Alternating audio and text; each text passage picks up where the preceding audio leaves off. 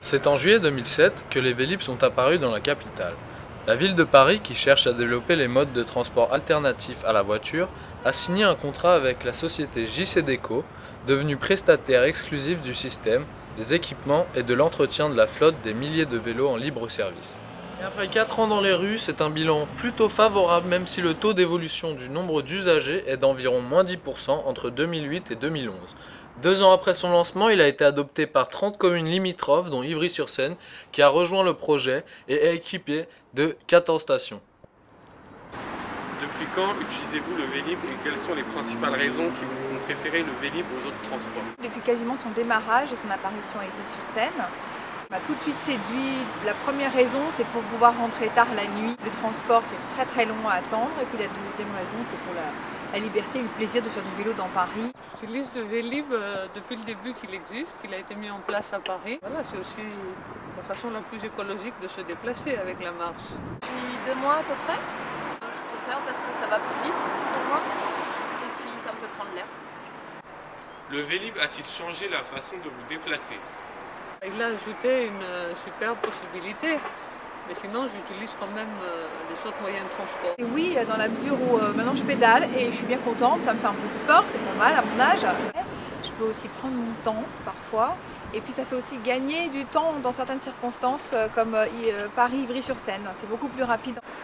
Principalement, vous l'utilisez pour vous rendre vers Paris ou bien sur des trajets à Ivry? Moi je fais les allers-retours. Donc je dors à Paris, je viens en formation en banlieue. Très rarement à l'intérieur d'Ivry-sur-Seine.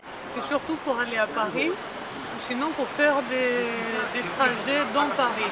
Les courses d'hiver, c'est pas trop longues. J'utilise jamais là d'Ivry à Ivry. Une des conséquences du service est la modification du paysage urbain puisqu'il a favorisé le développement des pistes cyclables, 6 km actuellement sur Ivry.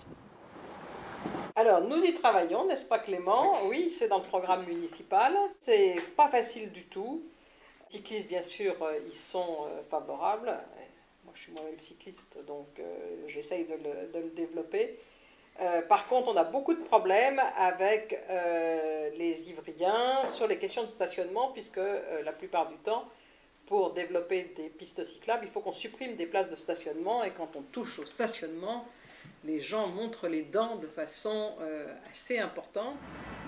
Même si les avantages sont nombreux, comme nous l'ont précisé les utilisatrices, des problèmes subsistent comme celui de la gestion des vélos en station, station trop pleine ou vide, ce qui peut devenir très embêtant. Mais également le vandalisme qui est devenu un véritable fléau. D'après BFM TV, il avait déjà coûté plus de 8,5 millions d'euros en 2009 depuis l'apparition du Vélib. La société JCDecaux a même été obligée de revoir son contrat avec la ville de Paris pour supporter le coût des réparations. Certains utilisateurs ont également la mauvaise surprise de voir leur caution débitée après avoir bien reposé les vélos. D'autres se plaignent de factures qui leur semblent bien trop excessives. Problèmes techniques inévitable ou erreur d'inattention des utilisateurs.